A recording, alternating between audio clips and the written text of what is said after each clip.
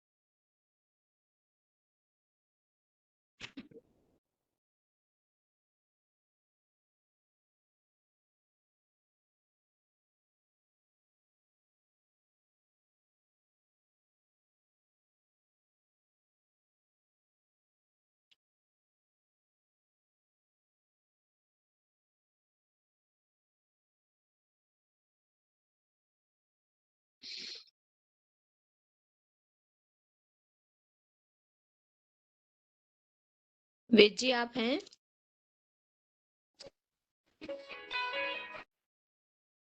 हाँ जी मैं हूँ।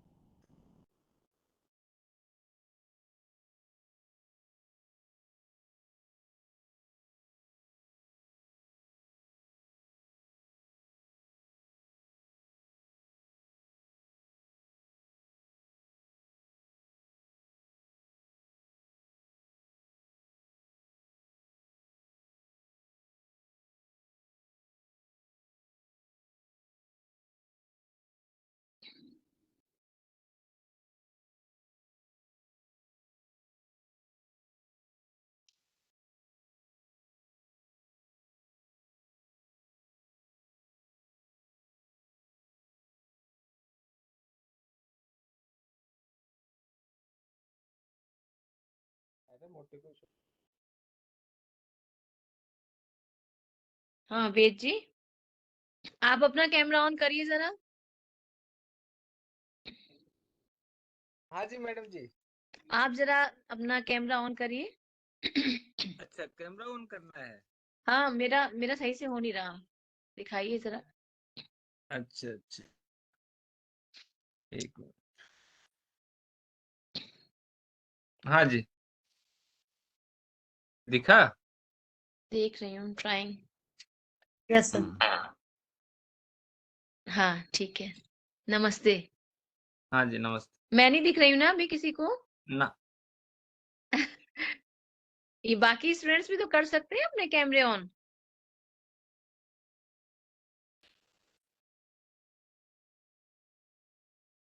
मैं अब दिख रही हूँ क्या? देखिए ना इसमें कैसे ऑन करना है, ये दिख नहीं रहा कैसे भी हमें। ये लिखा हुआ है ना क्या? वीडियो। वो तो वहां से तो ऑन है, स्टार्ट माय वीडियो पे भी कर दिया, वो स्टॉप माय वीडियो हो रहा है, स्टार्ट कर दिया मैंने। बट ये वीडियो क्यों नहीं, हमेशा हो जाता है, पता नहीं क्यों नहीं हो रहा।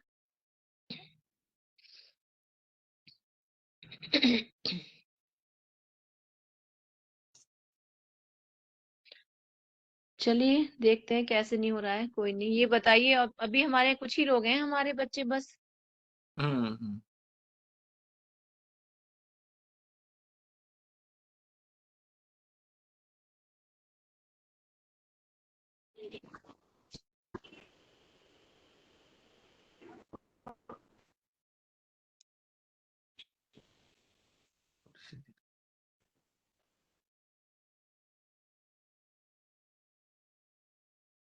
हाँ आपकी बात दिखा। अब की बार दिखा है।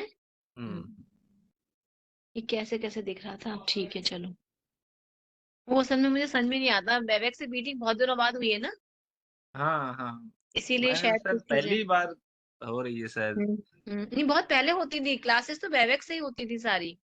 अच्छा आपके यहाँ। ऑनलाइन जो क्लासेस पढ़ाते थे हम लोग कोरोना टाइम में। अच्छा अच्छा अच्छा इसी से होते। हाँ, वो सब इसी से होती थी, वेबएक्स से होती थी।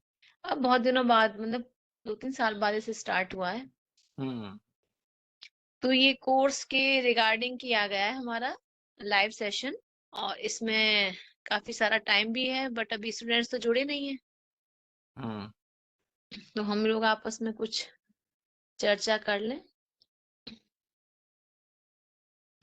अर्शी हैं, खुशबू, गीता, विशाखा को होस्ट हैं।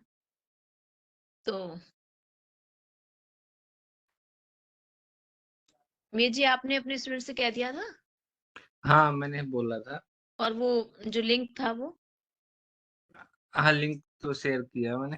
तो थोड़ा मुझे लग रहा है वो एक तो बार उनके पास तो आया होगा ना, ऑलरेडी मेल में भी हाँ आएगा। आना चाहिए, कुछ बच्चों पे आया नहीं अभी इसीलिए कह अच्छा, रहे हैं। अच्छा, तो अच्छा। आप चाहें तो एक बार उनसे और पूछ लीजिए, डिस्कस कर लेंगे थोड़ा ऐसे। कोई पता नहीं तो। हम्म।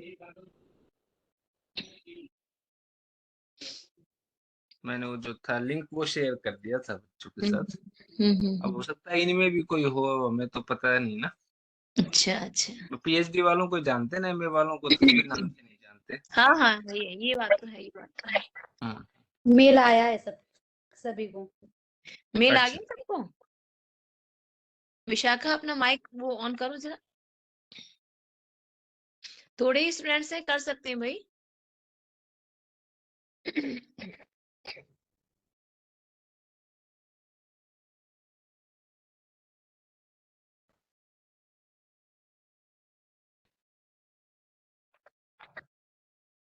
हाँ विशाखा। जी मैम। हाँ तो कैसे शुरू करना है वो कुछ कुछ कोई आपस में एक दो। जिसको क्वेरीज हो वो पूछ ले।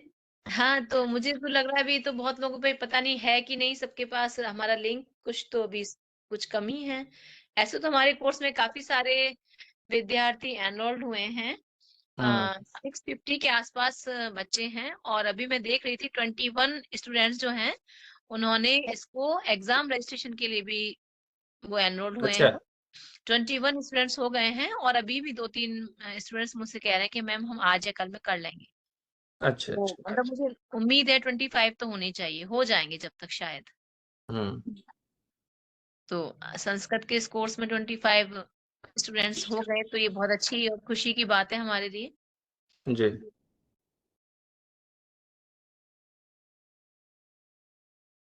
तो वे जी आप शुरू करें कुछ। अब मैं तो क्या शुरू करूं? हम लोग की रिकॉर्ड हो रही है मीटिंग तो। हाँ, हाँ, इसीलिए। हाँ वही तो। हाँ, वो कुछ तो है ना कि बच्चों की कुछ अगर कुछ क्वेरीज हैं, बच्चे कुछ अगर, तो आप हाँ, हाँ, क्या गीता बच्चे है, अगर कुछ पूछेंगे तो तो ही कुछ हमें बताना है ना। करें हम लोग। मोहित हैं, नशरा हैं, श्रेया, प्रशांत, शिव कुमार, ये इतने सारे बच्चे दिख रहे हैं हमें। तो यदि आप कुछ भी, खुशबू थोड़ा बहुत भी कुछ शुरू करें बेटा, आपको ये कोर्स कैसा लगा? और हाँ, आप इसके रिगार्डिंग कुछ इनको हाँ पूछना है, रिगार्डिंग सब्जेक्ट मैटर पे कुछ पूछना सब्जेक्ट है। मैटर, आपको जो भी परेशानी हो कुछ हो तो अपने अपने वीडियोस ऑन करके बात करें। आज थोड़ा स्वास्थ्य खराब सा हो रहा है गले की वजह से, कुछ दिनों से तो हो ही रही है सर्दी, बट वही है ना, एकदम लगातार प्रेशर जो पड़ रहा है इसकी वजह से थोड़ी दिक्कत है।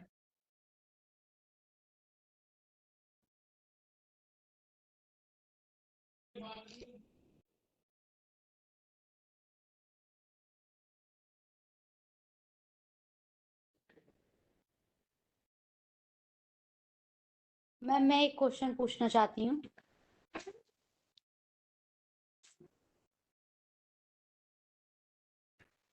हाँ जी, हाँ जी। मैं ये पूछना चाहती हूँ जैसे कि वीक 1 में काव्य शास्त्र का परिचय, काव्य की परिभाषा, काव्य शास्त्र के संप्रदाय और काव्य शास्त्र के ग्रंथ और ग्रंथकार पढ़े थे हमने। तो ऐसे मतलब कौन से काव्य शास्त्रीय ग्रंथ हैं जो हमें पढ़ने ही चाहिए? आवाज आ रही है मेरी? हाँ बेटा, एक फोन आ गया था, वो असल में कुछ कंपलसरी था फोन तो ले लिया मैंने। हाँ अब बताएं पुनः। मैं ये क्या बोले पूछना चाहती हूँ कि जैसे कि काव्य शास्त्र हमने वीक 1 में पढ़ा था, काव्य शास्त्र का परिचय, काव्य की परिभाषा, काव्य शास्त्र के संप्रदाय और काव्य शास्त्रीय ग्रंथ एवं ग्रंथकार। तो मैं ये जानना चाहती हूँ कि ऐसे कौन से काव्य शास्त्रीय ग्रंथ हैं कि जिन्हें हमें पढ़ना ही चाहिए? जी तो जो आपके लिए बहुत अति आवश्यक है वो तो आपने शायद दर्पण तो पढ़ा ही पढ़ा, इस कोर्स में आप एनरोल हुई और पढ़ रही है इसके द्वारा। लेकिन जहां तक हम लोग पढ़ाते हैं तो काव्य शास्त्र का अध्ययन करने के लिए मम्मट का काव्य प्रकाश तो पढ़ना ही है आपको, है ना, क्योंकि इसकी बहुत आपने पढ़ा होगा 6 संप्रदाय हैं हमारे। है ना? तो 6 संप्रदायों के बारे में पढ़ा है तो कोशिश तो ये करनी चाहिए कि जो मुख्य-मुख्य धाराओं के जो काव्य शास्त्रीय ग्रंथ हैं वो पढ़े ही जाएँ। लेकिन जी कोर्स में जितने लगे होते हैं विद्यार्थी पहले उनको ही पढ़ते हैं, जी जी है ना? मुख्य रूप से तो जैसे साहित्य दर्पण है, काव्य प्रकाश है, जैसे दिल्ली दिल्ली विश्वविद्यालय में शायद रस गंगाधर भी लगा हुआ है, तो प्रोफेसर वेद प्रकाश डोरिया जी भी यहाँ पर हैं, वो थोड़ा-सा और प्रकाश डालें। वैसे हमारे यहाँ चूँकि हमारे एएमयू में तो एक ही ब्रांच है साहित्य, तो उसके अकॉर्डिंग जितना ये साहित्य शास्त्र के जो कोर्स हैं, वही लगे हुए हैं। लेकिन जो दिल्ली यूनिवर्सिटी है वहाँ पे या बीएचयू है, तो वहाँ पे तो संस्कृत की अलग-अलग ब्रांचेज़ हैं, पूरा-पूरा उनका अध्ययन होता है। तो वे उससे जुड़े हुए हैं, बताएँगे? प्लीज़ सर आप बताएँ। हाँ, नहीं हमें जो है ना अभी तक का जो पाठ्यक्रम है इसमें काव्य प्रकाश है, दर्पण है और नाट्यशास्त्र है, ध्वन्यालोक है। जी। तो मुझे भी यही लगता है कि जैसे है ना साहित्य दर्पण और काव्य प्रकाश तो अवश्य पढ़ लेना चाहिए, इसमें जी। मैक्सिमम चीज़ें आ जाती हैं। जी, जी। उसके अलावा जैसे ध्वनि के ध्वन्यालोक, लिए जी। ध्वन्यालोक पढ़ लिया जाए, हुँ। नाट्यशास्त्र के भी कुछ है पहला, दूसरा, छठा ये अध्याय पढ़ लिए जाएँ। हुँ, हुँ, हुँ। और तो मुझे दशरूपक लगता का है भी अध्ययन दशरूपक भी थोड़ा नहीं हमारे 10 रूपक का इसलिए है कि अगर पढ़ना चाहें तो है, ना भी पढ़ें तो साहित्य दर्पण के 6 से वो जी, कवर हो जाता है। वो कवर हो जाता है, हाँ। पर हाँ, हमारे जिसने साहित्य दर्पण का 6 पढ़ा है तो उसको 10 रूपक ना भी पढ़ा हो तो भी हो जाएगा। हाँ, हाँ। तो आपने बड़ा अच्छा प्रश्न किया है विशाखा कि भई हमें क्या-क्या और हमें पढ़ना चाहिए। तो साहित्य दर्पण, काव्य प्रकाश, अब जैसे रसगंगाधर है, थोड़ा मुश्किल तो है ना, लेकिन ना, ज नहीं कठिन है, वो कठिन है, वो वो विशिष्ट कठिन अध्ययन के लिए जी, ज़रूरी है। जी, जी, अगर जी। आपको कुछ ज़्यादा स्पेशल अध्ययन करना है तब, अगर सामान्य अध्ययन के लिए मुझे नहीं लगता है कि रसगंगाधर की आवश्यकता है। हाँ, हाँ, जैसे आपके यूनिवर्सिटी में तो वक्रोक्ति जीवितम भी लगा है ना और ना अभी अभी अभी जो तो नया जो सिलेबस होगा एनईपी का उसमें है, अभी तो हाँ, एग्जिस्टिंग जो सिलेबस है उसमें नहीं है।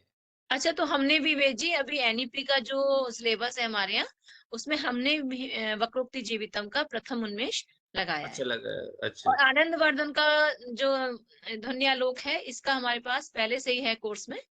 हुँ, नाट्य शास्त्र भी है, दशरूपक भी है, साहित्य दर्पण हमारे यहाँ बीए में पढ़ाते हैं और जो काव्य प्रकाश है उसको एमए में पढ़ाते हैं। ये तो बढ़िया। इतने तो साहित्य शास्त्र के ग्रंथ हमारे लगे ही हुए हैं। हुँ। तो जो कि इनकी नेट के लिए बहुत यूज़फुल हैं। हाँ, हाँ, जो यूजीसी में है वो तो सारे होना जी, ही चाहिए सिलेबस में। जी, जी, जी, वो हैं, हाँ। हुँ।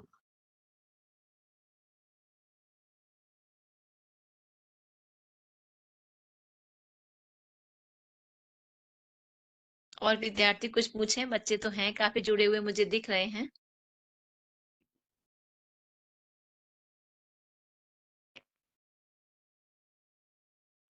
दरअसल हमने कोर्स में पढ़ाई इतना अच्छा है हुँ। कि हाँ, क्वेश्चन नहीं होंगे। हाँ सिलेबस फिर भी बच्चों की कुछ जिज्ञासाएँ कोर्स को लेके हो सकती हैं सर। हुँ, हुँ, हुँ। फिर बच्चों को लग रहा है कि कोर्स क्यों ही ज़रूरी है, क्यों ही हम करें? हाँ, हाँ। ये भी एक उनके हो सकते हैं जिज्ञासाएँ, बट वो जी। उठाएँ इस जिज्ञासा को तो हम उन्हें बताएँ। सबके पास आवाज़ आ रही है हमारी? हाँ, आ रही थी।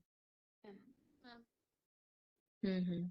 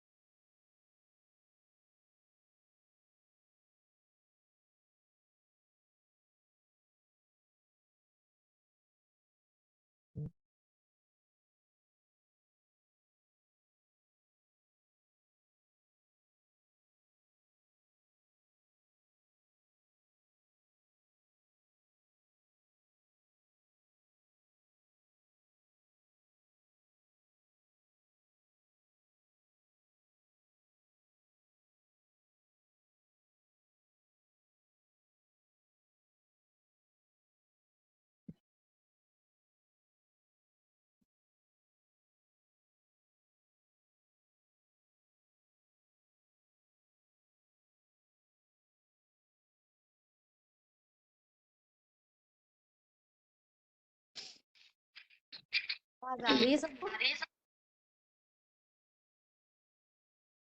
जिसके जो भी क्वेरीज हो वो पूछ सकता है यहाँ पर।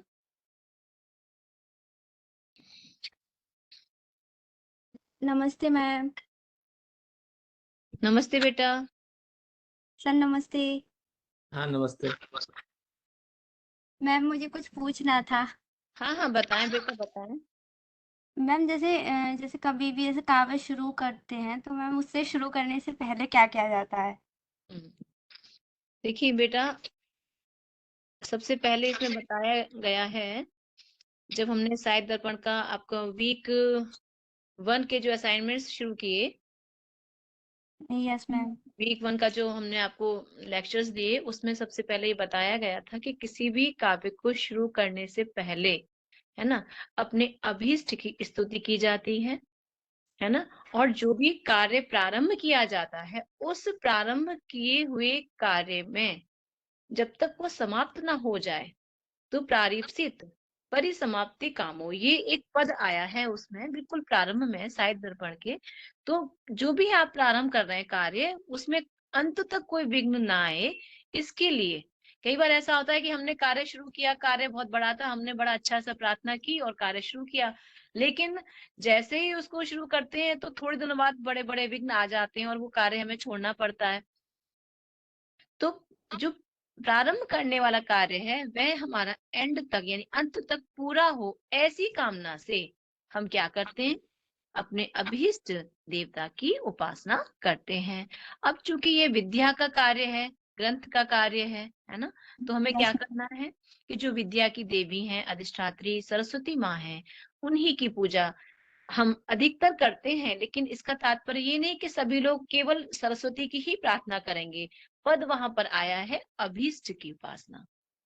तो किसी का विष्णु देव भी हो सकते हैं, किसी का शिव हो सकते हैं, ठीक है। तो जिसको Yes, जो भी करनी हो उपासना, वो इसका कार्य है। इसी को हम मंगलाचरण भी कहते हैं और इसी को नांदी भी कहते हैं, ठीक है। और वेद सर भी बताएं। हाँ नहीं ठीक है, जो आप कह रहे हैं इसमें आ गई सारी बातें। मैम। जी बेटा। मैम जैसे ये तो मंगलाचरण होता है, जैसे जो अंत में आता है काव्य के, जैसे भरत वाक्य, जी तो मैम ये कैसे, किससे रिलेटेड, मतलब ये किस तरीके से दिया जाता है, इसका थोड़ा कम समझ आता है। हाँ बताएं, वेद जी बताएं। हाँ भरतवाक्य जो है वो आता है, नाटकों में आता है, जी है जी ना। सर। तो नाटकों में भरतवाक्य आता है, वो एक तरह से मतलब नायक नायिका के कल्याण के लिए या राष्ट्र के कल्याण की उसमें भावना होती है। बाकी अगर मेघदूत पे हम ध्यान दें तो वहां पर भी अंत में आशीर्वचन है।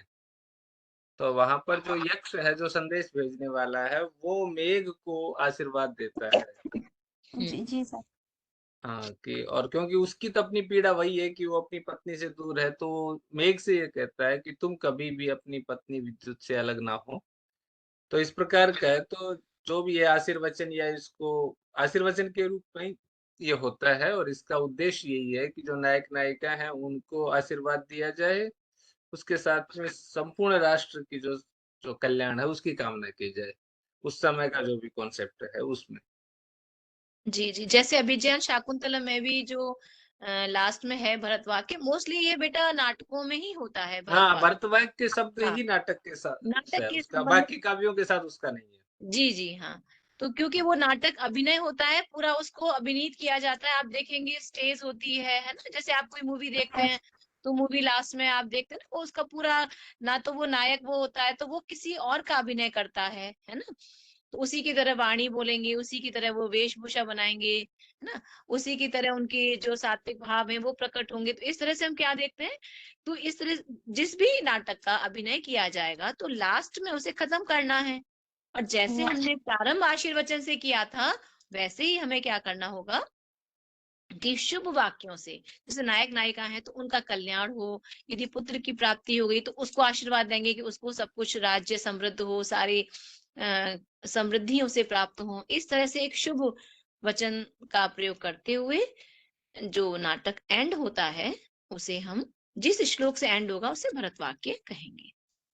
तो आप लोगों ने यहाँ वाक्य पढ़ा ही है, है ना। वाक्य की परिभाषा क्या है, वाक्य क्या है और महावाक्य क्या है। तो जो भरत वाक्य, वाक्य का तात्पर्य क्या बताया गया था आपको, कि एक पद्य, ठीक है। यस और जो महावाक्य है यानी पद्यों का समूह, बहुत सारे जो आपके पद्य आ रहे हैं, श्लोक आ रहे हैं, अब वो कितने भी हो सकते हैं, वो उसकी काव्य की सीमा के अकॉर्डिंग होंगे वो।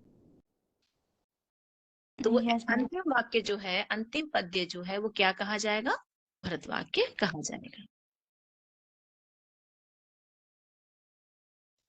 Hello sir, hello ma'am.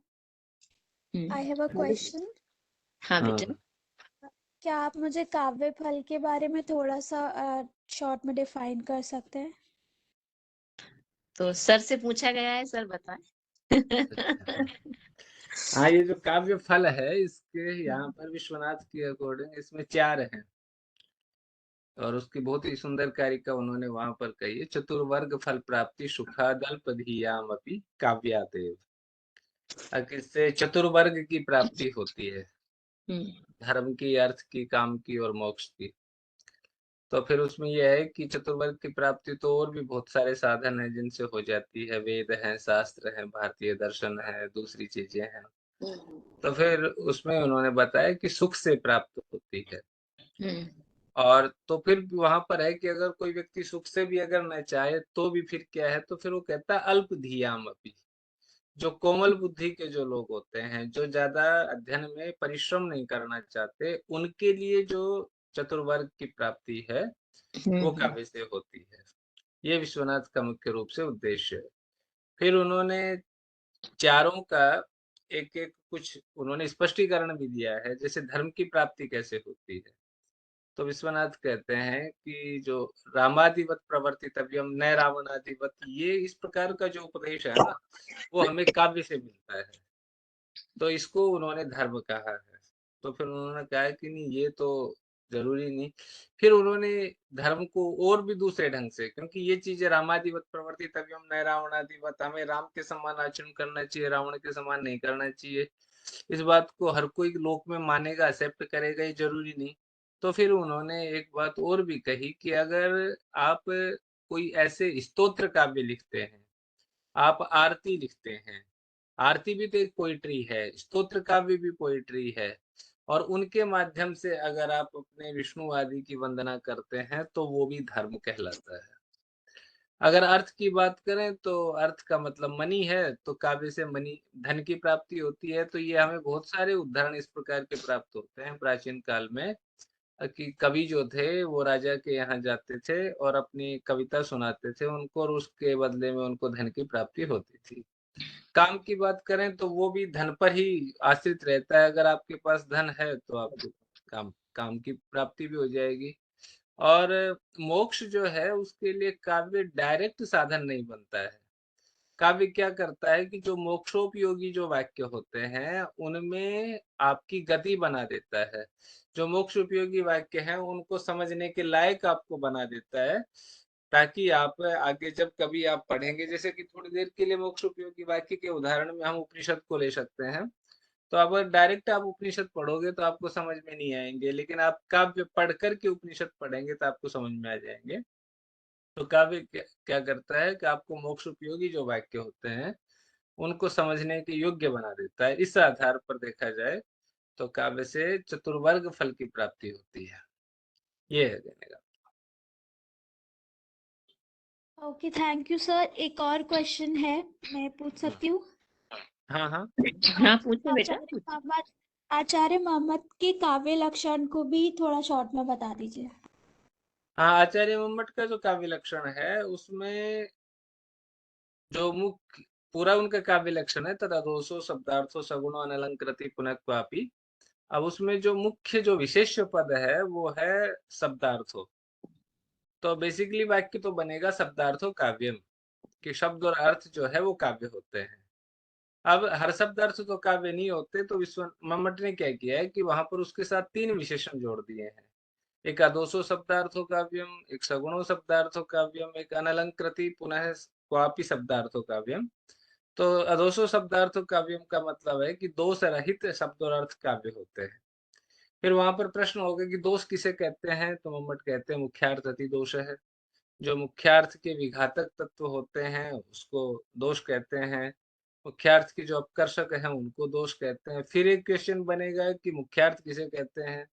तो मम्मट कहते हैं रसश्च मुख्य है, रस जो है वो मुख्य है। ठीक उसी तरह से जब आप सगुणों की बात करते हो तो मम्मट कहते हैं सगुणों शब्दार्थों का व्योम गुण सहित शब्द और अर्थ का भी होता है। अब गुण जो है उसका साक्षात रूप से शब्द और अर्थ के साथ संबंध नहीं होता, तो इसलिए उसको उपचार से शब्द और अर्थ के साथ उसको जोड़ा गया है। और अनलंकृत पुनः क्वापि शब्दार्थों का व्यम का अभिप्राय यह है कि सब जगह अलंकार होने चाहिए, लेकिन अगर रस की स्थिति होने पर कहीं अलंकार ना भी हो तो भी वो स्वीकार कर लिया जाता है। तो यही मम्मट का संक्षेप में काव्य लक्षण है। धन्यवाद सर, धन्यवाद मैम। और ओके बेटा।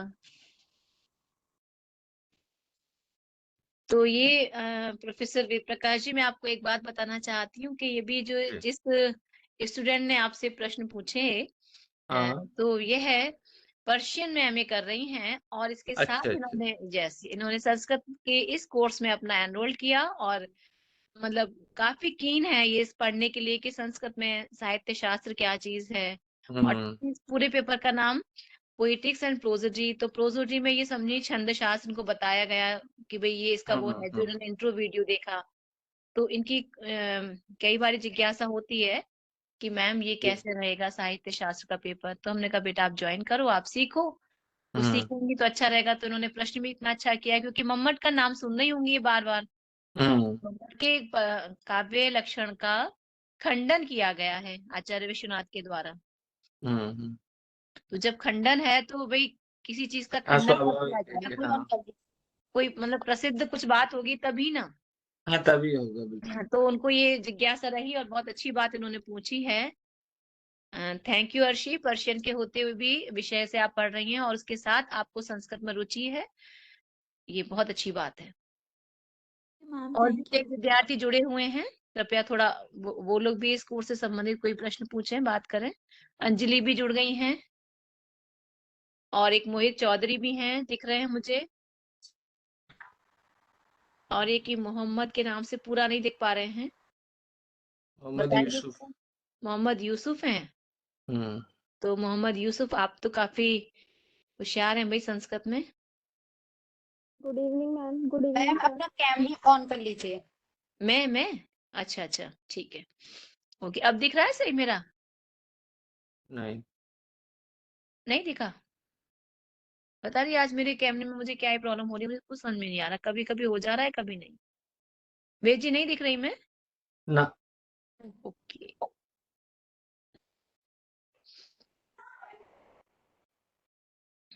अब देखिए। अभी भी नहीं दिख रहे आप। अरे भाई क्या ही करें। एक सेकंड।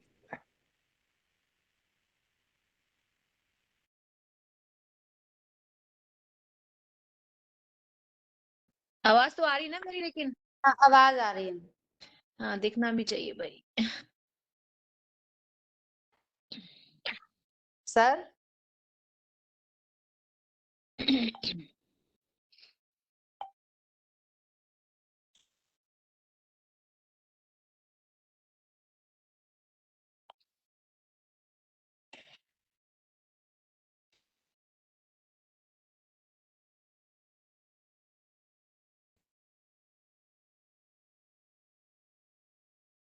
आकाश आप मुझे दिख रहे हैं? हाँ सर, मैं एक क्वेश्चन पूछना चाहती हूँ। जी हाँ जी जैसे अच्छा पूछें। शब्द की 3 शक्तियां बताई हैं, तो लक्षण क्यों बहुत ज्यादा इम्पोर्टेंट है, जिसके जो है विश्वनाथ ने 80 लक्षण 80 भेद ऐसे बताए। भेद कर दे। हाँ, हाँ लक्षणा इसलिए जरूरी है कि हर शब्द जो है ना उसका सीधा अर्थ आता नहीं है अभिधा से। अभिधा तो क्या करती है, जो साक्षात संकेतित अर्थ है ना उसी का बोध कराती है।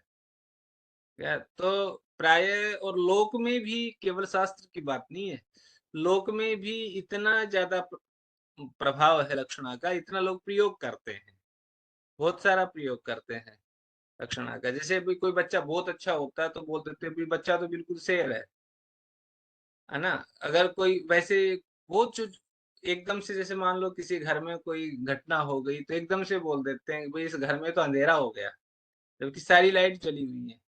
कहने का मतलब ये है कि जब भी आप अभिधा से डिफरेंट किसी वाक्य का प्रयोग करते हो तो आपको दूसरी शक्तियां जरूरी होती है।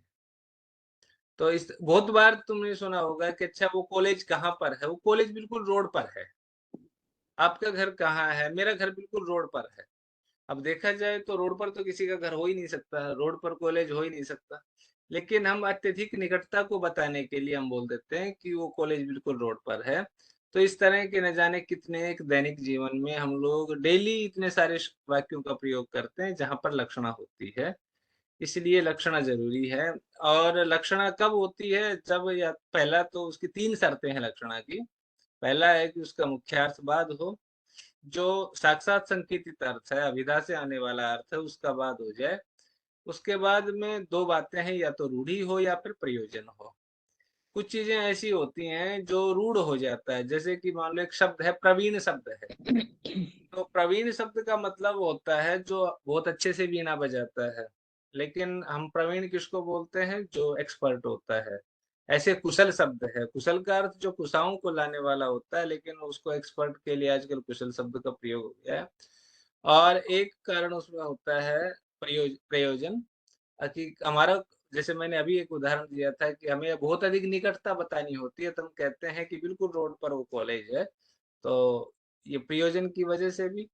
और ये जो 3 कारण हैं, पहला मुख्यार्थवाद, फिर उसके बाद रूढ़ि या प्रयोजन, और इसके बीच में एक और कारण आता है तदयोग। तदयोग का मतलब होता है जो मुख्यार्थ के साथ जो योग होता है वो भी जरूरी है। ऐसा नहीं कि मुख्यार्थ कुछ हो और लक्ष्यार्थ कुछ और आ जाए। तो इसलिए बाकी जहां तक विश्वनाथ ने जो 80 भेद किए हैं, ये अपनी विश्वनाथ की अपनी जो है वो उनके मस्तिष्क का वो है। बाकी अगर आप मम्मट को देखेंगे तो मम्मट ने पूरा ही 6 भेदों में लक्षणा को स्पष्ट कर दिया है। तो ये है, तो जरूरी नहीं कि 80 भेदों तक हम जाएं, लेकिन क्योंकि विश्वनाथ ने कहा है इसलिए हमें 80 भेदों तक जाना पड़ता है। बाकी मुख्य रूप से ओरिजिनली तो लक्षणा 6 भेदों में हो जाती है। इसमें उसको अगर देखा जाए तो जैसे मम्मट ने किया है शुद्धा और गौणी करके, और शुद्धा में उन्होंने उपादान लक्षणा ले लिया, लक्षण लक्षणा ले लिया, सारोपार साध्य वसाना ले लिया, और गौणी में सारोपार साध्य वसाना ले लिया। तो इस प्रकार से जो उसका सार रूप है वो आपको लक्षणा के 6 भेदों में आ जाता है। Yeah. महत्वपूर्ण तो है ही, क्योंकि बिल्कुल व्यंजना को समझने के लिए तीव्र शक्ति चाहिए। व्यंजना हर एक के समझ में नहीं आती है जो, लेकिन लक्षणा फिर भी समझ में आ जाती है। अभिधा तो बिल्कुल आसान है बेटा, तो इसीलिए लक्षणा पे कुछ ज्यादा ही जोर दिया आचार्य विश्वनाथ ने, जी मैम। और उनके 80 भेद बताए। जी मैम। तो एक मोहम्मद नूर हसन भी इसमें जुड़े हुए हैं। संकेत ग्रह क्या होते हैं, थोड़ा इसको डिफाइन कर दिए। हाँ, संकेत ग्रह है कि जैसे हम अभिधा शक्ति को पढ़ते हैं, है ना, तो इन्होंने बताया जाति, गुण, द्रव्य और क्रिया। ठीक है, ये बताई। अब सबसे पहले संकेत ग्रह कैसे होगा, कि आप, इन्होंने शुरू में ही बताया आचार्य विश्वनाथ ने, कि जैसे संकेत ग्रह, जैसे आप देखिए कोई छोटा बच्चा है ना, वो अपने दादाजी की गोद में बैठा हुआ है, और उसने, उसके दादाजी ने उसके, मतलब उस बच्चे के पिता से, यानी यहाँ पर हम, उन्होंने टर्म दी है उत्तम वृद्ध, मध्यम वृद्ध और बालक। तो बालक ये देखता है कि भाई बड़े ने ये कहा, और उन्होंने, जो बीच के थे व्यक्ति, उन्होंने उस कार्य को किया। जैसे गाय लाओ, गाय बांधो, तो लाओ लाना सीखा, देखा भाई लाओ जब कहा तब ये आया, ये काम किया, बांधना कहा तो ये काम किया। तो धीरे धीरे बच्चा उन संकेतों से सीखता है। तो प्रश्न ये आया कि भाई संकेत ग्रहण कैसे होगा, क्या केवल एक ही बात से, कि नहीं, संकेत ग्रहण 4 चीजों से होता है, जाति, गुण, द्रव्य और क्रिया। तो जाति कैसी है, तो देखिए जाति जो है, आप देखेंगे कि यदि हम भैंस की बात करें, तो पूरे विश्व की जो भैंस हैं वो सब एक सी हुई। थोड़ा बहुत माइन्यूट सा उनके कलर में अंतर हो सकता है, थोड़ा बहुत, लेकिन भैंस का रंग चूंकि विशेष रूप से काला है, तो सफेद तो नहीं हो सकती वो। तो जाति विशेष, हम मनुष्यत्व जाति यानी हम सभी किसमें हैं, हम मनुष्य हैं, नर हैं या मादा है ये अलग बात है, लेकिन सारे नर एक से, है ना। पुरुष जाति, स्त्री जाति, सारी स्त्रियां एक सी, थोड़ा थोड़ा अंतर अवश्य हो सकता है, लेकिन वो नहीं, मतलब ये कोई अलग नहीं होगा कि कोई स्त्री यहाँ की अलग है और अमेरिका की अलग है या लंदन की अलग है, ऐसा नहीं होगा, है ना। तो फिर उसके बाद दूसरा पॉइंट आएगा गुण। गुण कैसे होते हैं, जन्म से ही सिद्ध है। यदि भैंस काली है तो वो कैसी है, उसे आप गोरा नहीं कर सकते। जैसे मान लो मैं ही हूँ, यदि मैं जो वर्ण जो अपना जैसे मान लीजिए मेरा श्वेत रंग है या श्यामल रंग है, तो जो रंग लेके मैं आई हूँ बेसिकली वही रहेगा, उसको आप चेंज नहीं कर सकते। ठीक है।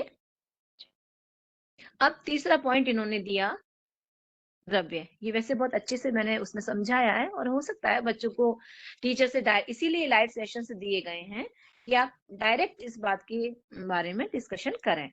तो देखिए तीसरा पॉइंट उन्होंने बताया द्रव्य। तो यहाँ द्रव्य से तात्पर्य उस मनी से नहीं है, क्योंकि द्रव्य को हम लोग मनी के रूप में भी लेते हैं, एक अर्थ उसका धन में भी आता है। यहाँ द्रव्य किस में आएगा, नाम के अर्थ में आएगा। ठीक है। तो पहले मैं इनको अलग अलग बता दूं, फिर पूरा बताऊंगी। तो आपने देखा कि जो द्रव्य है एक नाम है, जैसे नाम किसी का भी कोई हो सकता है। कुछ लोग कहते हैं कि भाई इसका नाम यही क्यों रख दिया। कई बार हम लोग संस्कृत ग्रामर में पढ़ते हैं तो बहुत सारी नामों को पढ़ के कहते हैं इसका नाम संयोग संज्ञा क्यों रखा, है ना। तो वैसे तो मोस्टली नाम के पीछे उनका महत्व है, लेकिन कई बार जैसे प्रातिपदिक संज्ञा है ना, या कोई भी नाम है। मान लीजिए मेरे माता पिता को जो नाम अच्छा लगा वो उन्होंने रखा। ठीक है। तो द्रव्य से तात्पर्य यहाँ पर किससे होगा, नाम से होगा। और चतुर्थ जो तत्व है इसका वो है क्रिया। अब देखिए क्रिया जो है, जैसे मान लीजिए आप चावल पकाते हैं, तो चावल पकाने के लिए एक पूरी क्रिया, पाक क्रिया है। एक ऐसा नहीं कि चावल आपने दिए और जादू से वो चावल बन गए, नहीं। चावल भिगोना, उसको उसके लिए फिर पुनः एक दूसरी प्रक्रिया होगी कि गैस ऑन करना। आजकल तो हम लोग गैस हमारे पास है, वरना पहले चूल्हा चढ़ाना, चूल्हे बनते थे जब ये काव्य लिखे गए उस समय गैस का कोई प्रोविजन नहीं था, है ना। तो जैसे मान लीजिए चूल्हा जलाया जाएगा, उसकी भी एक तरीका है। फिर उसके बाद उसमें बर्तन रखा जाएगा, पानी गर्म होगा, यानी पूरी एक क्रिया, 1-2 मिनट की नहीं, पूरा एक क्रिया लंबे समय तक चलती है। लेकिन उसको क्या कह देते हैं हम, पाक क्रिया। चावल पक गए, तंडुल पक गए, ये बोलते हैं। तो वो जो क्रिया है वो सभी टाइम टेकिंग होती हैं, लेकिन हम क्या कहते हैं, क्रिया कह देते हैं उसको। तो उसे संकेत ग्रहण, यानी अब हम यदि चावल बनाएंगे तो कैसे देखेंगे, चावल जब पक जाएगा तो क्या पूरे एक एक चावल को हम देखते हैं, नहीं। हम क्या देखते हैं, तो एक चावल उठाया, देखा हाँ ये पक गया, तो थोड़ी सी प्रोसेसिंग के बाद वो चावल पक जाता है और हम उसे छान के हम उसे उसका हम अपने भोजन में प्रयोग करते हैं। तो 4 चीज हैं। अब इसको हमें कैसे समझना है, कैसे एक उदाहरण के द्वारा समझाएंगे। मान लीजिए एक जो गायों को चराने वाला है ना, वो है व्यक्ति है और वो जा रहा है चराने के लिए। उसके पास क्या है, सारे गाय हैं या बकरियां हैं या भेड़ हैं, कुछ भी होती है, उसको देखिए उसको सबके नाम मालूम होते हैं, है ना। तो वो उन विशेष जाति के जो पशु हैं उनको ले जा रहा है और वह उनके गुणों से उनकी पहचान कर लेता है। उसके उपरांत भी उसके नाम होते हैं। हमारे लिए वह सब आसान नहीं होगा, हमें वो सारी चीजें एक सी लगेंगी, लेकिन जो उनका मालिक होगा उसको उनके बारे में पता होगा, और फिर वो उनको नाम से भी पुकार सकता है। और वो भी चलती हुई इसको बुलाओ, गाती हुई लड़की को बुलाओ, नाचती हुई लड़की इधर आओ। तो इस तरह का जो संकेत ग्रहण होता है वह इन चारों के द्वारा पूरा किया जाता है। आया बेटा, कुछ थोड़ा सही लगा, समझ में आ रहा है? जी मैम। ओके बेटा। नशरा भी हैं और भी बच्चे हैं कुछ, आकाश भी हैं यहाँ, अंजलि, और कोई बच्चा कुछ पूछे भाई। नमस्ते मैम। नमस्ते। नमस्ते मैम। नमस्ते बेटा। नमस्ते सर। हाँ हाँ, नमस्ते। सर नमस्ते। ये पूछना था, काव्य और नाम महाकाव्य में क्या अंतर है? नाम बताइए अपना बेटा। मैम शिव आप कुमार। अपने नाम बताएं। हाँ, वाक्य और महाकाव्य में क्या अंतर है सर? अच्छा, वाक्य और महावाक्य। हाँ, ये हम्म, तो पहले जैसे अभी चर्चा हुई भी थी। अगर एक श्लोक है ना, उसको हम वाक्य कहते हैं। हर श्लोकों का जो समूह है उसको महावाक्य कहते हैं। महावाक्य, जैसे कि अगर कोई भी नीति शतक का एक श्लोक है, उसको आप वाक्य कहेंगे, और पूरे नीति शतक को महावाक्य कहेंगे। महावाक्य, ये है। ठीक है, बिल्कुल समझ बिल्कुल। में आ गया। ठीक नमस्ते मैम। नमस्ते सर। हाँ, नमस्ते। नमस्ते। मैम जैसे आपने संकेत ग्रह के बारे में बताया था ना, तो संकेत हम्म, ग्रह में मैम 8 साधन और बताए हैं जो विशेष रूप से माने जाते हैं। उनमें व्याकरण, उपमान, कोश, आप्तवाक्य, लोक व्यवहार, वाक्य शेष और विवृति और संसर्ग आता है। तो मैम ये विवृति और संसर्ग थोड़ा सा मैम आप बता सकते हैं क्या है हाँ ये? हाँ हाँ, बताने में कोई वो नहीं है, लेकिन बेसिकली ये शायद आपको उस समय भी जो आपका कोर्स में उस समय का चैप्टर था, क्योंकि ये बहुत ज्यादा अंदर है। और इन्हीं चारों में जो 4 पॉइंट आपको बताए गए इसमें आता है। लेकिन ये जैसे साधन बताए ना, विवृति और संसर्ग, तो देखिए संसर्ग में क्या हो रहा है कि जो जैसे मिलने वाली चीजें होती हैं, जैसे कई बार क्या होता है, हम कहते हैं कि जो जैसे नभचर है ना, पक्षी हैं बहुत सारे। एक एक चिड़िया का नाम आप अलग नहीं करते हैं, आप क्या करते हैं, आप उनको मतलब आकाश में उड़ने वाले जो हमारे पक्षी हैं उनको एक नाम दे देते हैं, है ना। वो किसकी वजह से होता है कि उनके जो गुण एक साथ हो रहे हैं, उन गुणों की वजह से उनको इस तरह से ट्रीट किया जाता है, समझाया जाता है, जी मतलब मैम। समझ ली जाती हैं चीजें। और मैम विवृति क्या होती है मैम? विवृति अलग करना हो गया। वे जी सही है ना, यही जो मैं बता रही हूँ। हाँ जी मैम। हाँ, है ना। वो जैसे किसी को किसी से अलग करना है, जैसे मान लीजिए सारी जैसे मान लीजिए सारे कन्याएं हैं, है ना, उसमें एक अलग है, कोई कोई एक व्यक्ति अलग हो गया, है ना। मान लीजिए वो पुरुष अलग हो गया, या कोई और भी वहां आ जाए, तो वो जो है वो सबसे अलग जो रहा है विवृति, यहाँ पे विवृति दूसरे अर्थ में आएगा, इस अलग होने के अर्थ में आएगा बेटा। ठीक है ma'am, thank you ma'am. Okay बेटा।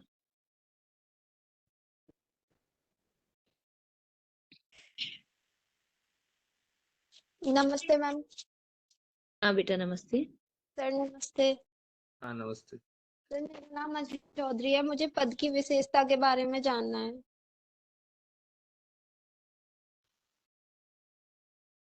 जी को पद की, विशेषता के बारे में जानना है मैम। अच्छा, तो पद के बारे में तो मालूम होगा, पद होता क्या है। जी मैम। कुछ बताइए, पद होता क्या है, वैसे थोड़ा सा बताएं, पद से आप क्या समझती हैं, विशेषता तो हम बताएंगे फिर।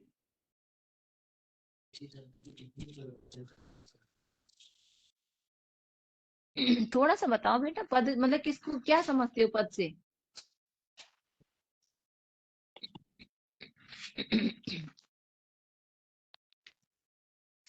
आप जो भी शब्दों का प्रयोग करती हैं, तो जैसे जी हम मैम। हिंदी में क्या बोलते हैं, उसको शब्द बोलते हैं, है ना। लेकिन जी संस्कृत में हम क्या बोलते हैं, उसको पद बोलते हैं। और पद क्यों बोलते हैं कि संस्कृत में कोई भी जो शब्द है वह सुबंत और तिंगंत के बिना नहीं बनेगा। तो सुप तिंगंतम पदम, पद की क्या परिभाषा जी होगी, मैम। सुप तिंगंतम पदम। तो आप क्या विशेष सब्जेक्ट लेके पढ़ रही हैं, आपने मैम इस कोर्स में हिंदी। एडमिशन कराया बेटा, तो आप क्या विशेष, क्या संस्कृत आपका मैम विशेष सब्जेक्ट है। यस मैम, इसमें मेरा संस्कृत है। काहे में। ये जो प्रोसिडी वाला है जो इसमें मेरा मतलब मैंने संस्कृत के लिए किया है, वैसे मेरा हिंदी मेजर है। जी जी जी, यही मैं पूछना चाह रही हूँ कि क्या आप संस्कृत की हैं, क्योंकि यदि संस्कृत का विद्यार्थी होगा तो उसे सबसे पहले ही पद की परिभाषा जाननी होगी। ठीक है, बहुत अच्छी बात है, आप हिंदी साहित्य की हैं और संस्कृत साहित्य का ये पेपर पढ़ रही हैं।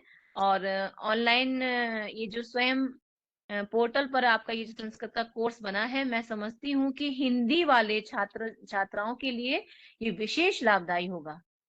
क्यों विशेष लाभदायी होगा, क्योंकि इसमें जो बच्चे संस्कृत नहीं पढ़ते हैं तो इसके 4 क्रेडिट्स उनको मिलेंगे। और जो आपका पीजीटी करके जो आपको जॉब मिलती है, वहां पे 4 क्रेडिट्स, और आप तो संस्कृत मान लीजिए एक रूप में पढ़ रहे हैं, तो 4 क्रेडिट्स के जब आप संस्कृत का कोर्स पढ़ेंगे तो ये 4 क्रेडिट्स आपके जुड़ जाएंगे। है ना। जी मैम। तो ये आपके लिए बहुत बेनिफिशियल होगा। बहुत अच्छा हुआ आपने ये कोर्स में आप रजिस्ट्रेशन कराए हैं। हाँ, तो मैं आपको बता रही हूँ पद।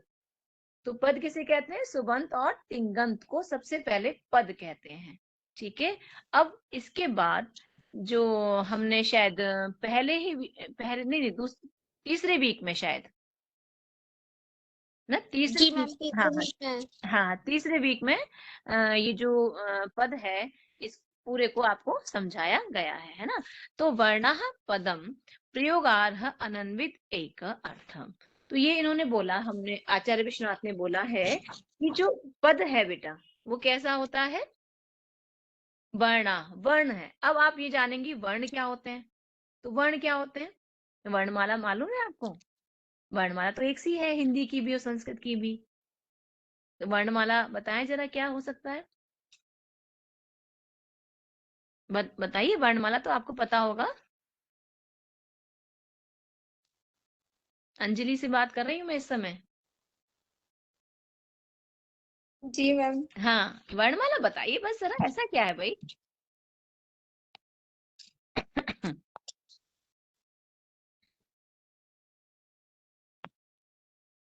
अरे क ख ग घ ङ च छ ज ज ञ है, स्वर और मैम व्यंजन होते हैं कि नहीं? पूरी वर्णमाला ही यस। है बेटा ये, है। तो वर्ण, तो कैसे जी वर्ण? वर्ण, वर्णों को सबसे पहले हम क्या कहेंगे? वर्णों को पद कहा जाएगा, लेकिन कैसे वर्ण? क्या मैम। केवल क च ट त को वर्ण बोल दें हम? नहीं, वो नहीं मैम, हाँ देवनागरी की जो वर्णमाला होगी। हाँ हाँ, तो क्या वर्णमाला में जैसे क ख को पद बोल देंगे हम? नहीं मैम, पद तो जो मिलकर बनते हैं शब्द उनको बोलते हैं। हाँ, पद कैसे बनेंगे? पद, जो मिलकर शब्द बनेंगे उनको पद तो बोलेंगे। शब्द कैसे बनेंगे भाई? हम, हमारा मन कर रहा है, अभी हम तो क ख ग को मिला दे रहे हैं, तो तीन मिल गए, बन गया, क ख ग बन गया। क्या नहीं ये? मैम, उनमें हाँ हाँ, बहुत बहुत बढ़िया, अच्छा बता रही हैं आप। वर्ण कैसे होने चाहिए? प्रयोग के योग्य होने चाहिए। क्या विशेषता रहेगी उसकी? बिना यदि जब तक वो प्रयोग के योग्य नहीं होंगे ना, उनका एक अर्थ होना चाहिए। तो जैसे घ और ट, घ और ट दो वर्ड हैं हमारे पास, इन दोनों को हमने मिलाया तो क्या बना? घट। और घट कैसा घट। होता है? घट को क्या बोलते हैं आप लोग? घड़ा बोलते हैं ना हिंदी में। तो जी घड़ा बन मैम। गया। अब घड़ा को यदि हमें संस्कृत में प्रयोग करना है तो क्या कहेंगे हम? घटः, विसर्ग लगा देंगे, सुबंत हो गया, है ना। सुबंत कितने होते हैं? 21 होते हैं, ये संस्कृत व्याकरण में आपको पढ़ाया जाता है। तिंगंत कितने होते हैं? ये तिंगंत प्रत्यय 18 होते हैं। ठीक है। तो अब कैसा होना चाहिए? एक विशेषता बताई सबसे पहले, कौन सी? वर्ण कैसे होने चाहिए? पद के, सॉरी, प्रयोग के योग्य होने चाहिए, है ना। और दूसरा कैसा होना चाहिए? अर्थबोधक होने चाहिए, उनमें से अर्थ निकलना चाहिए। ऐसे नहीं कोई सा भी वर्ड आपने बोल दिया, कोई से भी जी मैम। को बोलेंगे, ऐसा नहीं होना चाहिए, है ना। और क्या होना चाहिए? एक होना चाहिए, है ना, एक होने चाहिए। तो ये एक होना चाहिए, जैसे एक एक हम शब्द बोल रहे हैं तो उसका एक अर्थ होना चाहिए। तो वर्णाः प्रयोगार्हन्वित अनन्वित ही एक अर्थ बोधका, है ना। ये क्या होता है? ये आपके पद की परिभाषा है और इसी में पद की विशेषताएं दी हुई है। कुछ आया समझ में थोड़ा बहुत? यस और मैम। यदि आप लेक्चर को अच्छे से सुनेंगे, समझेंगे तो और अच्छी तरह से आएगा बेटा। Okay ma'am, thank you ma'am. Okay बेटा अंजलि।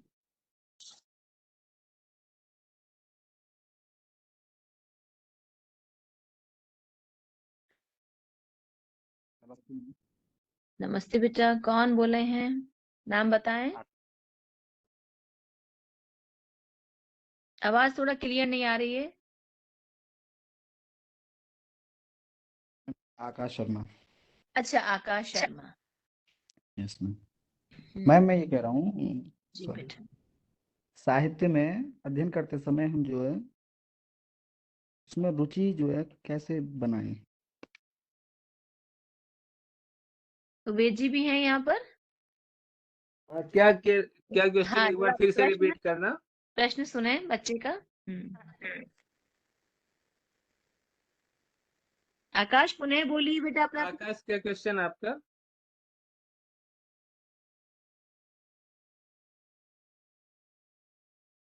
ऐसे आकाश ने ये प्रश्न पूछा है कि साहित्य में रुचि कैसे बनाए। अच्छा, साहित्य में रुचि कैसे हो? साहित्य में रुचि जो है वो स्वाभाविक रूप से होती है ना, क्योंकि साहित्य एक व्यापक क्षेत्र है। साहित्य जो है बहुत ही विस्तृत क्षेत्र है। आप किसी को भी आप देखेंगे, साहित्य का मतलब यही नहीं कि जो हम केवल कालिदास आदि के काव्य पढ़ते हैं। जो धारावाहिक है वो भी साहित्य है, जो लोक कथाएं हैं वो भी साहित्य है, लोकगीत है वो भी साहित्य है, जो मूवी है वो भी साहित्य है। इवन जो प्राचीन काल में से जो ये लोक गाथाएं चली हुई हैं, कथाएं एक पीढ़ी से दूसरी पीढ़ी कथा, तक जाती हैं। इवन ये जो क्या कहते हैं, नुक्कड़ नाटक जो होते हैं, नुक्कड़ सभाएं जो हुआ करती थी, ये रामलीला जो होती है, इस प्रकार के जितने भी जो ये है, ये सारा का सारा साहित्य है। तो साहित्य में तो रुचि जो है वो प्राय सभी की हो जाती है। कोई एक आध अगर कोई वैरागी व्यक्ति हो तो उसकी बात अलग है, अन्यथा तो मैक्सिमम लोगों की उसमें रुचि हो ही जाती है। रुचि होती है। हाँ, रही बात साहित्य शास्त्र में रुचि कैसे हो, ये एक प्रश्न बन सकता है। तो जब हम साहित्य को पढ़ते हैं तो हम उसके सारे जो तत्व हैं उनको नहीं जान पाते।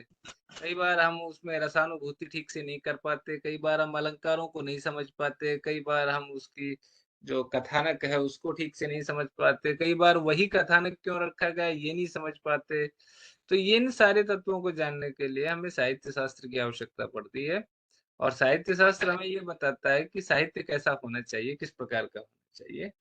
तो ये है। तो अगर आपने साहित्य शास्त्र पढ़ लिया तो आपकी साहित्य में रुचि और अधिक बढ़ जाएगी। ये दोनों परस्पर एक दूसरे पर आश्रित हैं। साहित्य शास्त्र में रुचि होना का मतलब आपकी साहित्य में रुचि बढ़ेगी, और साहित्य में रुचि अगर आपकी बढ़ती है तो इसका मतलब आपकी साहित्य शास्त्र में रुचि बढ़ेगी। ये है। दोनों एक दूसरे के पूरक हो गए, हाँ, बिल्कुल साहित्य और साहित्य शास्त्र। जी। कई बार हम लोग किसी नाटक को देखते हैं और उसको देखने के बाद लगता है भाई इन्होंने ऐसा ही क्यों किया, इसमें नायक को यही क्यों बनाया, कोई और क्यों नहीं बना दिया, है ना, ये नायिका यही क्यों बनाई, इतने ही अंक क्यों रखे, थोड़ी और बढ़ा देते कथा। तो जब हम इधर ये जिज्ञासा हमारी उस कब शुरू हुई, जब हम साहित्य में हमारा इंटरेस्ट हुआ, तब हम धीरे धीरे साहित्य शास्त्र में जाते हैं। तो दोनों ही एक दूसरे के पूरक हैं। और जो सहृदय व्यक्ति होगा, बेसिकली साहित्य में रुचि उसी को होगी। हाँ, बिल्कुल। ये सहृदय का होना बहुत जरूरी हाँ है। हाँ, सहृदय नहीं होगा तो साहित्य में रुचि होगी सहृदय नहीं। नहीं होगा तो वह साहित्य में उसे लगे क्या कहानी है, क्या किस्से, अरे क्यों ही इसको पढ़ना, है ना। तो सहृदय होना बहुत आवश्यक है साहित्य में रुचि के लिए। धन्यवाद सर। ओके बेटा।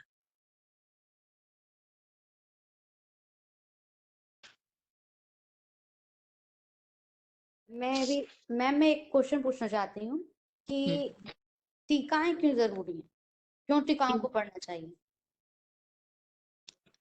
देखिए बेसिकली जो काव्य शास्त्रीय ग्रंथ या महाकाव्य या कोई भी रूपक हो या चंपू काव्य हो, यानी साहित्य की काव्य की जितनी भी विधाएं हैं, वो जो महाकवि है वो लिखता है।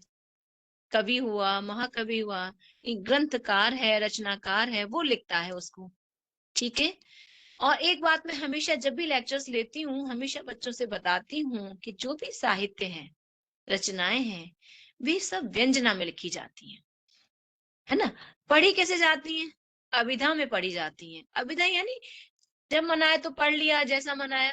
तो जो कवि है वो किस मानसिकता में लिख रहा है, कैसे उसने इस काव्य का निर्माण किया है, तो वो वही जानता है। अब वो तो है नहीं, वो तो लिख के चले गए। तो ये टीकाएं क्या हुई, उनके ऊपर कई बार आप देखेंगे कि हमारे संस्कृत साहित्य में बहुत सारे ऐसे ग्रंथ हैं जिनका कोई अनुवाद भी नहीं है ना। तो अनुवाद नहीं है, लेकिन जो संस्कृत पढ़ रहे हैं वो संस्कृत में ही पूरा पढ़ रहे हैं, तो उसकी कोई व्याख्या भी उन्होंने कोई विशेष नहीं कही, जो विचार आया वो लिखते चले गए। अब चाहे वो शास्त्र का हो, चाहे वो किसी भी विधा का हो। तो ठीक है। तो टीका क्यों जरूरी है कि बाद में जब अन्य विद्वानों ने, अन्य आचार्यों ने, संस्कृत अनुरागियों ने जब उनको पढ़ा तो उनको लगा कि भाई इसका अर्थ ऐसे होना चाहिए, इसकी जो विशेष व्याख्या है इस तरह से होनी चाहिए। तो वो क्या करते हैं, वो अपनी बुद्धि से अपना अर्थ समझ के वो उसको लिखते हैं, तो वो उसकी टीका कहलाई जाती है। तो आपने देखा होगा कि जैसे साहित्य दर्पण के ऊपर अनेक टीकाकार रहे और जिन्होंने अपनी टीकाएं लिखी, है ना। अभिनव गुप्त ने अपनी टीका लिखी तो उन्होंने सबका वो लिया, सही रूप से उनको समझाया। ऐसे ही श्रीमद् भगवत गीता के ऊपर आपको पता होगा कि लगभग 300 उसके ट्रांसलेशन हो चुके हैं, है ना। और अनगिनत उसके ऊपर टीकाएं हैं। ये जो विद्वान होगा, महापुरुष होगा, वो कहेगा अच्छा गीता ये मेरे हिसाब से ये होना चाहिए भाई, तो उसके हिसाब से जो होना चाहिए वो उसको वो लिपिबद्ध कर देता है। इसीलिए ये जो टीकाएं हैं, और अनेक बार इतनी ज्यादा जो ग्रंथ हैं मुश्किल हो जाते हैं कि जिनको आसानी से लोग समझ नहीं सकते, तो ये जो टीकाएं हैं, ये टीकाएं उस ग्रंथ को समझने का एक बहुत अच्छा माध्यम होती हैं, जिनकी वजह से हम कि जो महाकवि हैं या अलंकार शास्त्री वो क्या लिखना चाह रहे हैं, ये बात उनसे हमें पता चल जाती है। इसीलिए टीकाएं बहुत लिखी भी जाती हैं और टीकाएं हमारे लिए सर्व सुलभ हैं।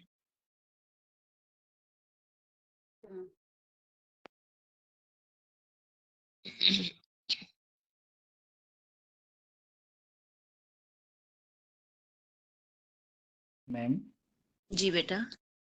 मैम हमारे 2 असाइनमेंट की डेट निकल गई हैं जिसका हमको पता नहीं चल पाया, क्या वो दोबारा से ओपन होंगी ये लिंक?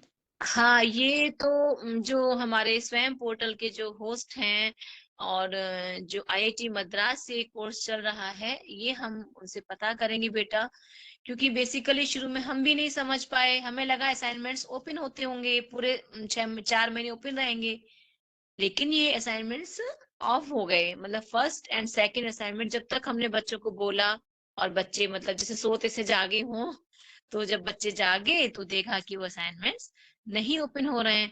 तो इसके लिए मैं जो हमारे यहाँ का केंद्र है उनसे पता करूंगी और निश्चित रूप से मैं आपको बताऊंगी।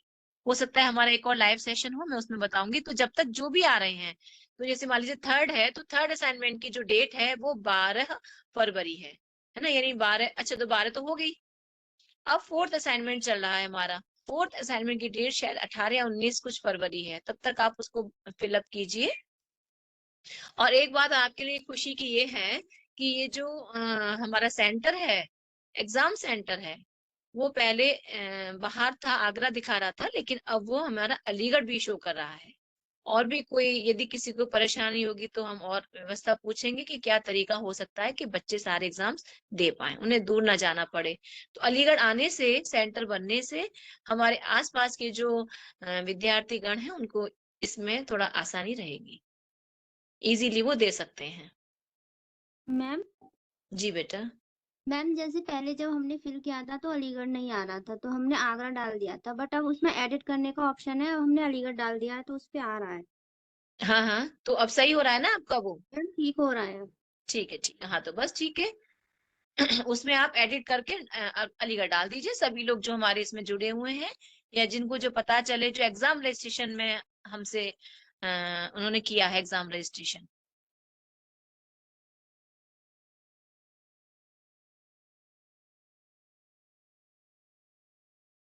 मैं सर से एक क्वेश्चन पूछना चाह रही हूँ कि जी जो सर। आचार्य विश्वनाथ का काव्य लक्षण है उसको थोड़ा सा शॉर्टली डिफाइन कर दें सर।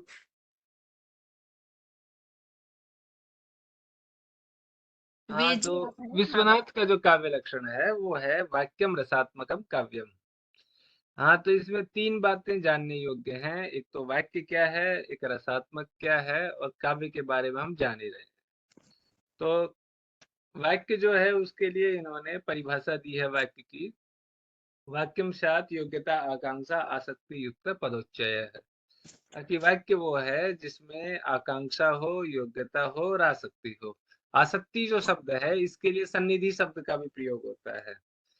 इसका मतलब ये है कि जैसे कोई व्यक्ति ये कहता है कि अग्नि ना सिंचति, इसका मतलब वाक्य में योग्यता नहीं है, ठीक है।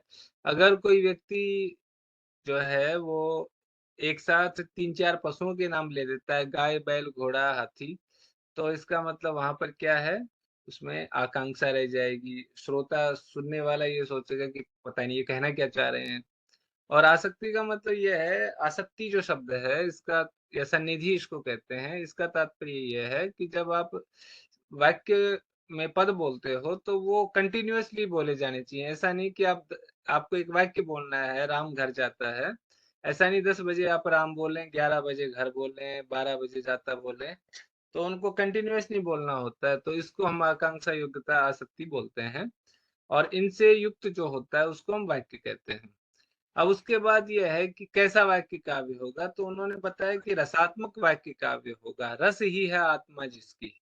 इसका इसका मतलब यह है कि वाक्य में बहुत सारी चीजें होती हैं, लेकिन जो रस जो है वो आत्म स्थानीय हो। आत्म स्थानीय का तात्पर्य क्या है कि जैसे हमारा जो शरीर है, हमारे शरीर में बहुत सारे अंग हैं, आंखें हैं, नाक है, कान है, हाथ है, पैर है, लेकिन हम जानते हैं कि आत्मा के होने तक हम लोग हैं। और ये जितने भी जो पदार्थ हैं, जितने भी जो अंग हैं, ये सारे आत्मा के माध्यम से ये चेतन है।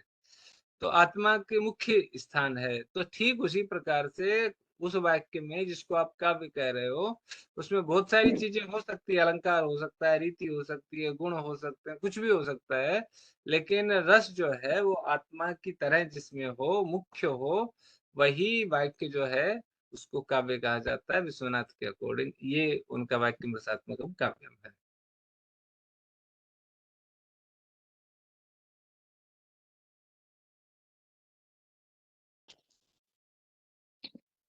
थैंक यू वेद जी, बहुत अच्छे शब्दों में। और देखिए इसके ऊपर हमारे कितने पूरे पूरे लेक्चर्स हैं जो अभी आपने थोड़े से शब्दों में बताया है। तो ये लाइव सेशन का फायदा भी मिल रहा है आपको बच्चों की, एक पूरे पूरे लेक्चर में यानी आधा घंटे में हमने जो चीज समझाई, तो वेद जी ने भी यहाँ पर मतलब 2-3 मिनट में समझा दी, बहुत शॉर्ट में और बहुत अच्छी तरह से। तो और कोई विद्यार्थी कुछ और जिसकी जिज्ञासाएं हो वो पूछे थोड़ा बहुत। और गीता भी है, तो गीता और ये मोहित भाई क्या इरादे हैं? गीता आप कहाँ से हैं बेटा? मैम नमस्ते। नमस्ते बेटा। मैम मेरा प्रश्न है कि आचार्य विश्वनाथ ने मम्मट की परिभाषा का खंडन क्यों करा है? अरे भाई क्यों खंडन कर दिया? मैम एक पद का खंडन करा है, उन्होंने ऐसा गलत क्या कह दिया? अच्छा अच्छा, तो ये खंडन मंडन वाला तो विशेष हमारा जो सेशन है प्रोफेसर वेद प्रकाश जी के द्वारा लिया गया है। मैं उन्हीं से आग्रह करूंगी कि वो ही थोड़े से कम शब्दों में, काफी टाइम हो चुका है तो थोड़े थोड़े हाँ हाँ शब्दों में हमारे हाँ बच्चों को। बच्चे, इसमें क्या है कि जब विश्वनाथ आए थे ना, तो विश्वनाथ है 14वीं शताब्दी के आचार्य, और उनसे पहले 14 वर्षों की एक बड़ी लंबी परंपरा है काव्य शास्त्र की। और मम्मट आए हैं 11वीं शताब्दी में। तो जब मम्मट ने जो कुछ काव्य का लक्षण इत्यादि, जो कुछ काव्य से संबंधित मान्यताएं जो प्रस्तुत की, वो 200-300 साल तक एज इट इज रही। मतलब जो मम्मट ने कह दिया, जैसे कहते हैं ना कि भी जो कोई बड़ा वृक्ष है उसके नीचे छोटे पौधे नहीं पनप पाते, ठीक वही स्थिति मम्मट के लिए थी कि मम्मट ने जो कुछ कह दिया उसके बाद कई आचार्य आए और चले गए, उनको कोई पूछने वाला नहीं था। तो अब यहाँ पर विश्वनाथ के सामने ये था कि उनकी भी स्थिति वही होती जो बाकी आचार्यों की हुई। तो विश्वनाथ ने एक काम किया जिससे कि उनको लोग पढ़ें, उनको लोग जाने, और उसके लिए उन्होंने जो सबसे बड़ा काम किया वो ये था कि हम मम्मट के काव्य लक्षण का ही खंडन कर देते हैं। तो मम्मट के काव्य लक्षण का खंडन होने के कारण विश्वनाथ को लोग जानने लगे। बाकी विश्वनाथ ने जो खंडन किया है वो अगर हम एक न्यूट्रल होकर के देखें ना, तो न्यूट्रल होकर के देखें तो मम्मट का जो काव्य लक्षण है उसमें खंडन करने योग्य कुछ है नहीं। अगर हम न्यूट्रल होके, हम ना मम्मट का पक्ष लें ना हम विश्वनाथ का पक्ष लें, तो उसमें खंडन करने योग्य कोई बात नहीं है। लेकिन विश्वनाथ ने जिस तरह से खंडन किया है वो एकांगी बन गया है। केवल विश्वनाथ के पॉइंट ऑफ व्यू से देखोगे तो उसके लक्षण में दोष नजर आएगा, अन्यथा तो जैसे कि इसी सेशन में पहले भी अदोषों की बात हो चुकी है, सगुणों की बात हो चुकी है, अनलंकृति पुनः क्वापी की बात हो चुकी है, वाक्य रसात्मकम काव्यम की बात हो चुकी है। तो दोनों ही काव्य लक्षणों को जब आप देखते हो तो दोनों काव्य लक्षण ठीक है, ठीक है ना। लेकिन जब आप मम्मट के दृष्टिकोण से देखते हो तो वाक्यम रसात्मकम काव्यम में बहुत सारे दोष नजर आ जाएंगे, और जब आप विश्वनाथ के दृष्टिकोण से देखते हो तो मम्मट के काव्य लक्षण में दोष नजर आएंगे। तो दोनों लक्षण ठीक है और दोनों ही अच्छे हैं, लेकिन दोनों की काल परिस्थितियां डिफरेंट डिफरेंट हैं। मम्मट है वो 11वीं शताब्दी के आचार्य है, उनके सामने ये था कि जो काव्य शास्त्र बिखरा पड़ा हुआ है उसको एक सूत्र में पिरोना था, और विश्वनाथ को ये था कि उस समय मम्मट के बाद के आचार्यों को कोई पढ़ नहीं रहा था, तो कुछ ऐसा किया जाए ताकि उनको लोग पढ़े। तो ये है इसलिए उन्होंने खंडन किया। और खंडन भी इतना बारीकी से किया है कि एक एक पद का पूरी पूरी बात का पूरी पूरी एक एक पद के ऊपर कितना कितना, मतलब आप यदि पुस्तक को, मैंने कई बार जो लेक्चर्स लिए उन लेक्चर्स में मैंने ये बोला है कि जो बच्चे इसमें जुड़ रहे हैं या इन ग्रंथों का अध्ययन करना चाह रहे हैं वो ग्रंथ अवश्य खरीदें। देखिए हम लोग तुलना तो अपनी अन्य विद्यार्थियों से करते हैं कि भाई साइंस के बच्चों का इतना हो गया है ना, इंजीनियर बन तो एक बार में 1 लाख की जॉब लग गई उनकी, पहली बार में इतनी बड़ी बड़ी जॉब लग रही है। हम उनसे पढ़ाई में और जो वो किताबें खरीदते हैं वो उस जिस डायरेक्शन में वो मेहनत करते हैं उतनी हम लोग मेहनत तो करते नहीं है, तुलना करते हैं सिर्फ जॉब में। तो इस देखिए सब जब आप ग्रंथ लेंगे और ग्रंथ पढ़ेंगे तो आपको पता चलेगा कि कैसे उन्होंने बारीकी से एक एक पद की कितनी कितनी लंबी उन्होंने उसका खंडन किया है। और यदि खंडन इतना बड़ा है इसका मतलब उनका अध्ययन कितना विशेष होगा कि जिन्होंने बारीकी से उस चीज का खंडन किया है।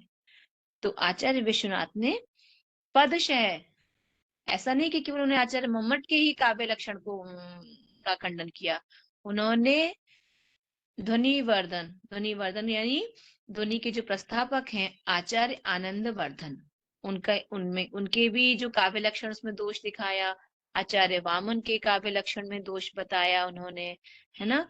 और भोजराज हैं उनके भी काव्य लक्षण में उन्होंने दोष बताया।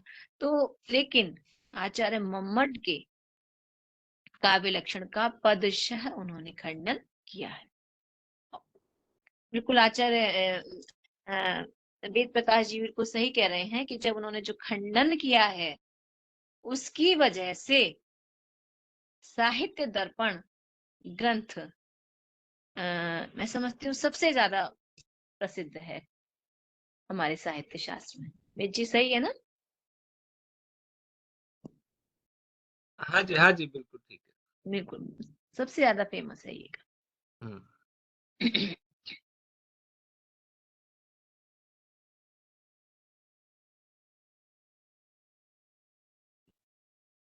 नमस्ते। हाँ आकाश कुछ कह रहे हैं बेटा? नमस्ते हाँ मैम, जी। हमने 2 विद्याएं पढ़ी हैं, विद्या और अविद्या। तो वो अविद्याएं कौन सी हैं जिनको हमें नहीं प्राप्त करना चाहिए? विद्या और विद्या और अविद्या। देखिए ये आपने जो उपनिषद है ईशावास्य उपनिषद में से ये पंक्ति आपने लिए है ना, यस मैम। जो विद्या की उपासना करते हैं है ना, और जो अविद्या की उपासना करते हैं। तो ये पद जो है ईशावास्य उपनिषद का शायद 7वां या 8वां मंत्र है। क्या मैं सही हूँ? Yes ma'am.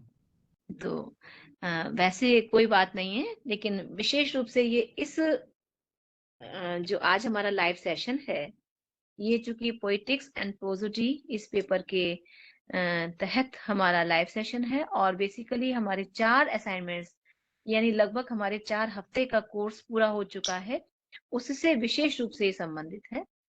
तो आप समझ गए होंगे मैं क्या कहना चाह रही हूँ। ओके। इस विषय से संबंधित आप पूछिए, हम पूरी कोशिश करेंगे आपकी जिज्ञासाओं को शांत करने की।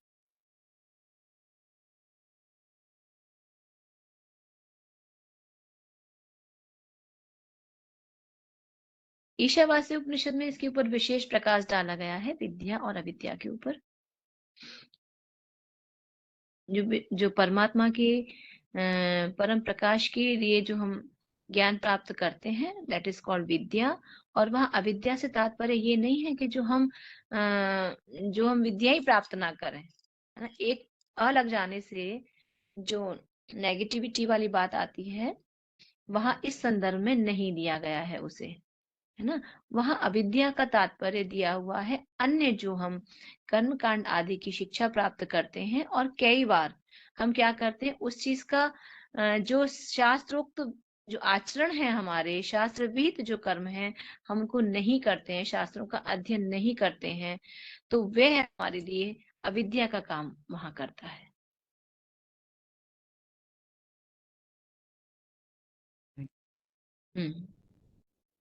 अन्य कोई प्रश्न?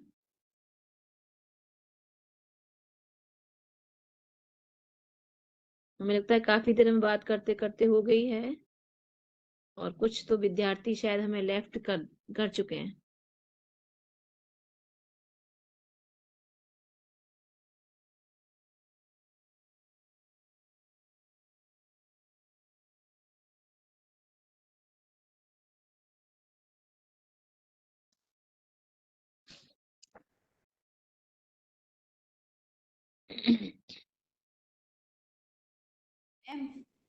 हमारे जैसे कि संस्कृत में वो है कि हम कोई भी चीज, काफी देर हो चुकी है, तो कोई भी चीज जैसे कि पहले मंगलाचरण से शुरू करते हैं और शांति पाठ से खत्म करते हैं, तो शांति पाठ कर लेना चाहिए। अगर किसी के कोई क्वेश्चन ना हो तो, यदि किसी के क्वेश्चन हो तो वो बता दे, पूछ ले, नहीं तो फिर खत्म करते हैं। हाँ, पुनः एक बार आप विशाखा अपनी बात कहेंगी? कि मैम पहले जैसे कि हमारी संस्कृत मतलब संस्कृत में परंपरा है कि पहले मंगलाचरण से शुरू करते हैं और फिर अंत जो है हम शांति पाठ से करते हैं। तो यदि किसी की क्वेरी सब ना हो तो फिर हम खत्म करें। अच्छा, मतलब आप चाह रहे हैं इसको करना। हाँ, मैं स्वयं कह रही हूँ कि भाई अब तो काफी टाइम हो चुका है, और मुझे पता भी हो चुका है। तो ये जो स्वयं पोर्टल पे जो होस्ट हैं, वही बताएंगे इस मीटिंग को कितनी देर और रखना है। क्योंकि ये मीटिंग उन्होंने ही वो की है, स्टार्ट की है, तो आप चाहें उनसे एक बार बात कर लीजिए बेटा। आप भी को होस्ट हैं, तो थोड़ा पूछ लीजिए, फिर बताइए हमको। क्योंकि अकॉर्डिंगली टाइम तो हमारा 6:30 से शुरू हुआ है, तो मोस्ट प्रोबेबली होने वाले हैं 8 बजने वाले हैं। बट ये जो वेवेक्स का टाइमिंग्स है वो 1 घंटा 16 मिनट 52 सेकंड दिखा रहा है, तो देख लें जरा।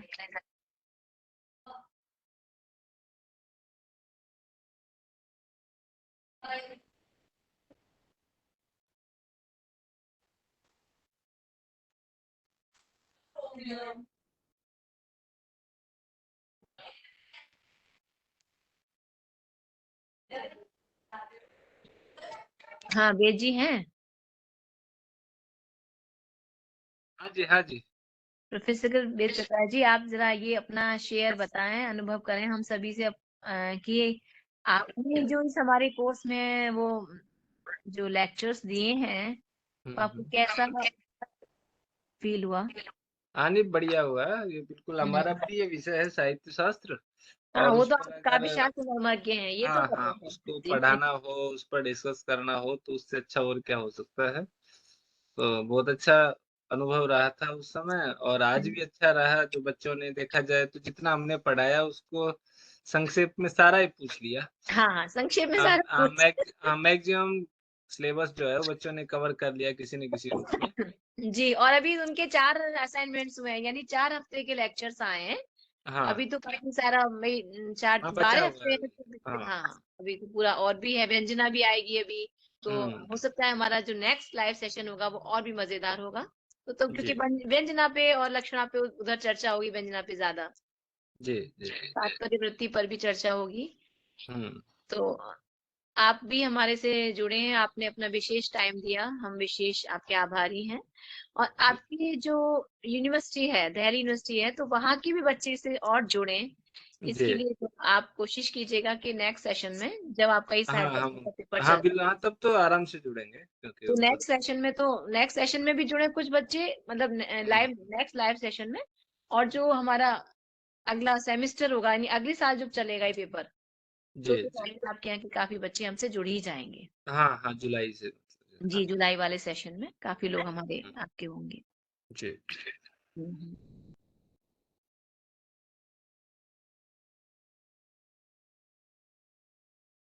क्योंकि अभी शायद कुछ बच्चों को पता भी नहीं चल पाया कि ये लाइव सेशन हो रहा है, तो कुछ बच्चे जुड़े भी नहीं है अभी हमारे, जबकि वो चाहते थे, हमने उन्हें पहले से बताया था कि लाइव सेशंस होंगे। तो कुछ बच्चे जुड़ भी नहीं पाए, जितने बच्चों से हम कह पाए वही कुछ बच्चे जुड़े हैं। कुछ की ये जो कनेक्टिविटी प्रॉब्लम आ रही है, उनके मैसेजेस आ रहे हैं कि कनेक्टिविटी प्रॉब्लम हो रही है मैडम, आवाज नहीं आ रही। अब चूंकि वो जहाँ है और वहां से यदि हमसे नहीं जुड़ पा रहे हैं, इसमें हमारा कोई वो नहीं है। उनकी जो प्रॉब्लम्स है, कनेक्टिविटी प्रॉब्लम, वो उनकी अपनी है।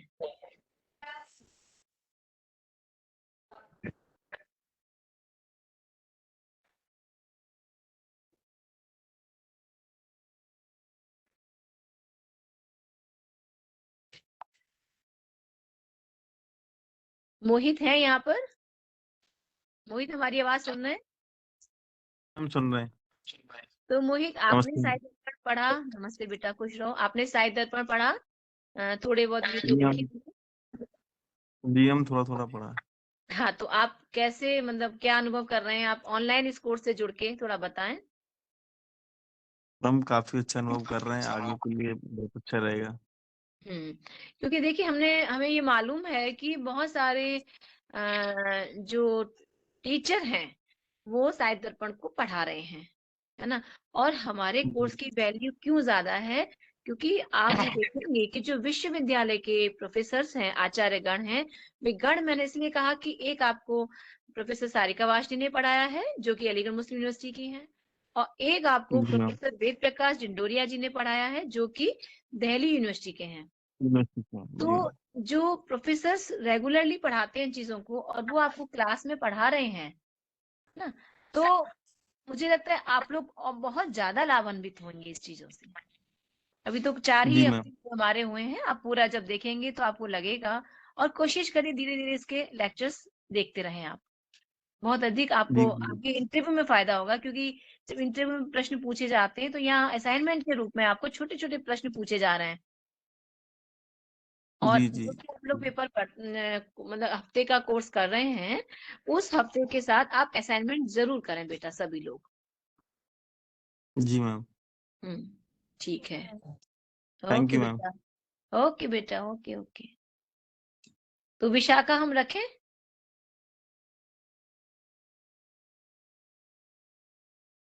वो को होस्ट हैं, क्या कह रही हैं?